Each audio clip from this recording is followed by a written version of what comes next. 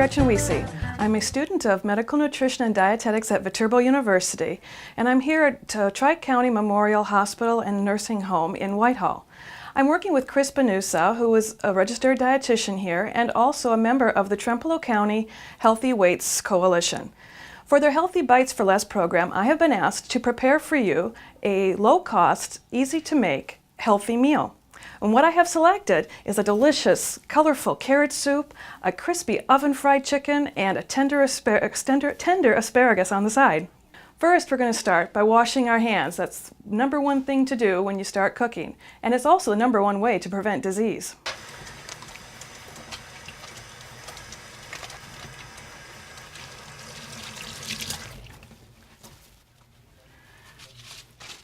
When I'm talking with my friends and telling them how much I enjoy making dinner for my family, they oftentimes tell me that they never seem to be able to get it on the table at the same time.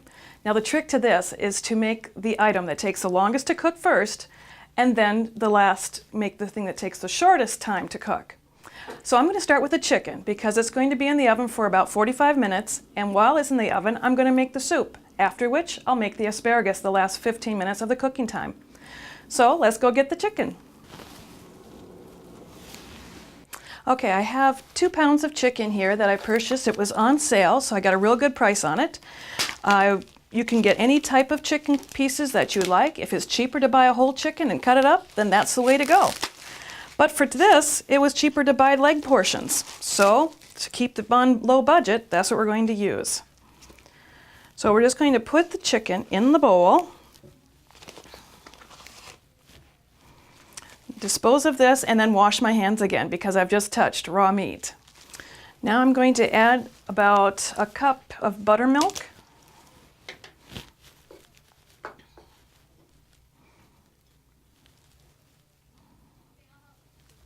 This is going to coat the chicken nicely and help some of the spices stay onto it and the crispy coating. And I'm going to add a little bit of hot sauce to give it a little extra zing.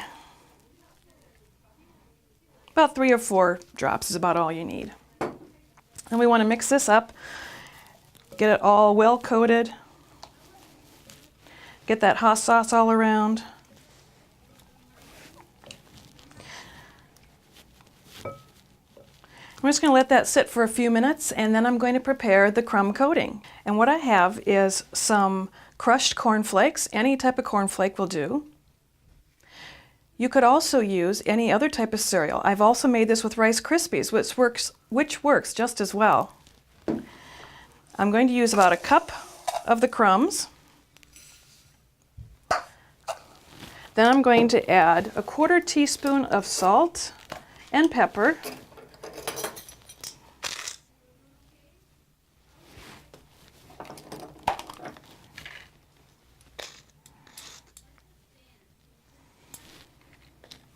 And about 3 tablespoons of flour, which I've already pre-mixed. And mix that all together well. This is something that the kids might like to do. They tend to eat foods better when they have a vested interest in it. Now I'm going to prepare a pan for the chicken. I'm going to spray it with some non-stick cooking spray. Or you could use some aluminum foil or parchment paper. That will save on your cleanup. Next, we're going to take the chicken that's been dredging in the buttermilk, shake off the excess, and put it into the crumbs. Coat it well. You can also do this in a shaking bag, like a plastic bag or a paper lunch bag, something to shake it around. That's something else the kids would enjoy doing. And just place that on the cooking sheet. After we get the chicken coated and placed on the baking sheet, then we're going to take about 2 teaspoons of a heart-healthy oil. You can use canola oil or olive oil. I prefer a light olive oil, which doesn't have a whole lot of flavor to it and tolerates heat better. And you're just going to drizzle that over the top, just lightly a little bit, just to help it crisp up a bit. Now you're going to place it in a 400 degree oven for about 30 minutes. Now we're going to start the carrot soup, and I'm going to start with chopping up an onion. Now this is a very large onion, so I'm only going to use half of it. Because we don't want our carrot soup to taste like a lot of onion. It just adds some flavor. So peel off the edges or the dry skins. And you don't have to be too particular about how you chop this, because it's all going to be ground up or chopped up later.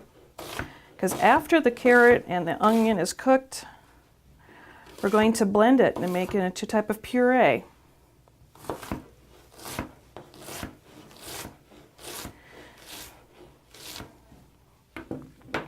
Now I'm going to put that in my saucepan with some olive oil and saute the onions for about 5 minutes. Put in about 2 teaspoons of olive oil. And while that's heating up, I'm going to get the onion. You hear that sizzle? You want to hear a sizzle. And we'll get that onion coated with that oil, and we're going to let that cook so it gets a little soft. And while that is cooking, I'm going to chop the carrot. Now carrots are an excellent source of vitamin A and beta carotene, and those nutrients are excellent for helping us have healthy skin, good vision, and cell reproduction. Carrots are available year-round and are delicious. Now when you're shopping for carrots, you want to look for carrots that are firm, straight, and have a good color. The darker the color, the more beta carotene or carotenoids are in the carrot. Also, the larger the carrot in diameter, the sweeter they tend to be, because the sweetness and the sugars are in the core. And with a larger carrot, you have a larger core. So we're just going to chop this into little chunks so that they cook evenly.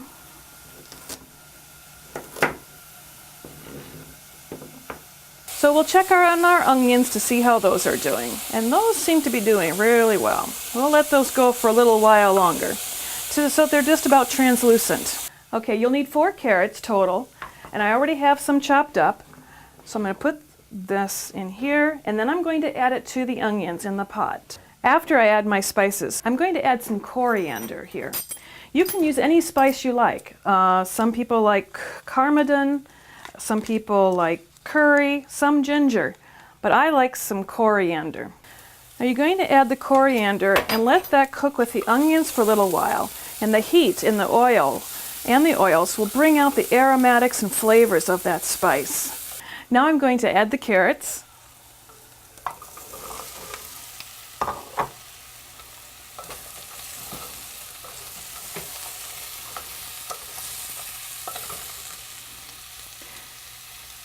Now you're going to add 3 cups of chicken bouillon. You can use a packaged type bouillon, such as I'm going to use, a low sodium one, or you can use some in a can or the cartons. You could also make your own and have that ready to go. This is what I had available, so it's what I'm going to use. So I'm going to use 3 cups of water. After it comes to a boil, we're going to bring it down to a simmer and cover it and let it cook until the carrots become tender. Well, the chicken's been in the oven for about 30 minutes now, and I'm going to give it a turn.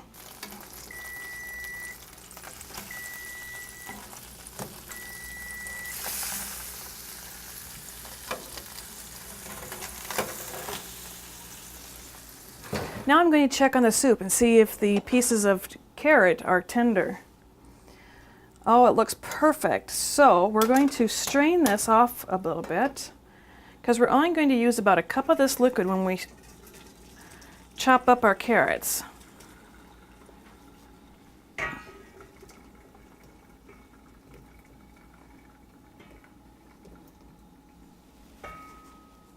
Now I'm going to transfer this to the blender, which I have set up right here.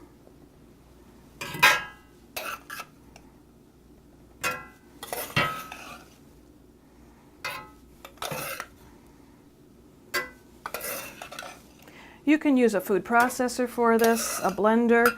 Even if you have a hand blender, that would work real well too. Go ahead and get all of that in there. There we go. Then I'm going to put about a cup of the liquid in there with the carrots. That'll help get them mixed up real good. Put the lid on.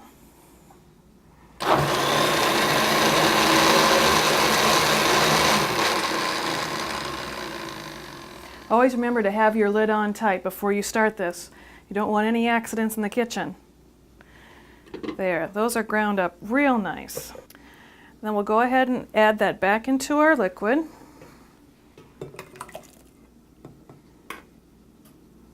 Careful not to splash. You don't want to get burned.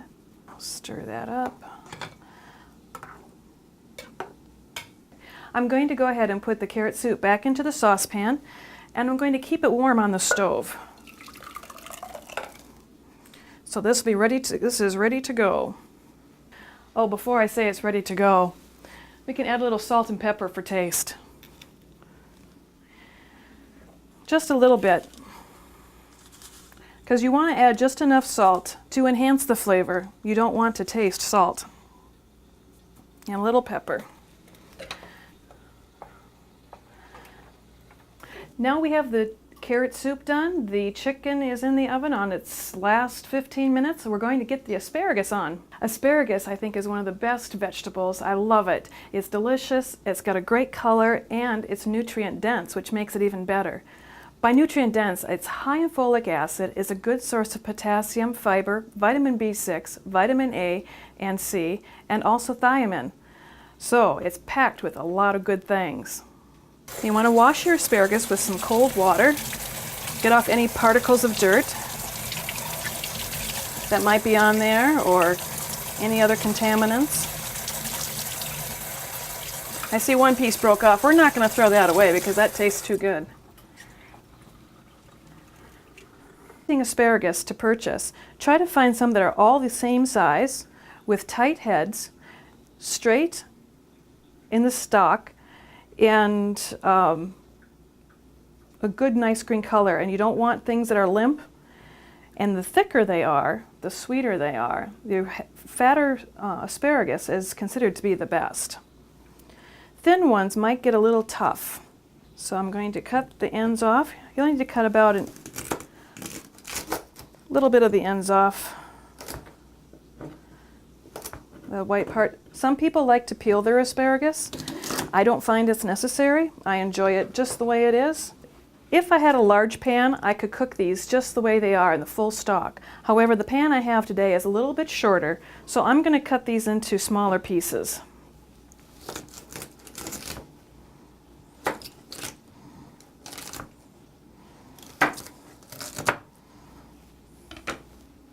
I have a pot of water on the stove that's boiling right now, and you're going to put these in there for about 5 to 7 minutes. I'm going to put the fatter parts on the bottom, since those are going to take a little bit longer to cook, and then the smaller ones on top, because those won't take as long. You can steam these, you can grill them. In the summertime, it's fantastic to throw them on the barbecue grill.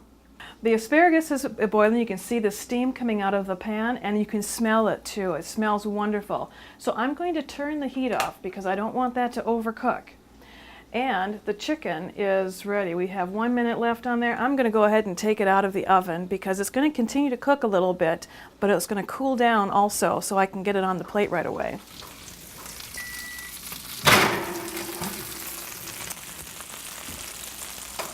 Well, doesn't that look delicious? And the asparagus is done. The carrot soup is done. So let's serve this up. So we can add our soup to our bowl. Put the soup on the table. So now I'm going to take the chicken and put it on a cutting board and cut it into individual serving sizes. And I'm just going to cut this at the joint.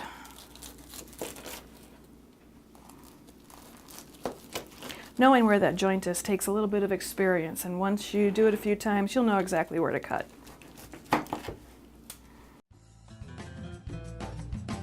So there you have a delicious, easy to make, low-cost meal. It's low in fat, high in nutrients. You have 2 vegetables, it's beautifully colored, and ready to eat. The whole family is going to be happy. And you can do this whole meal for under $2 a person. Enjoy.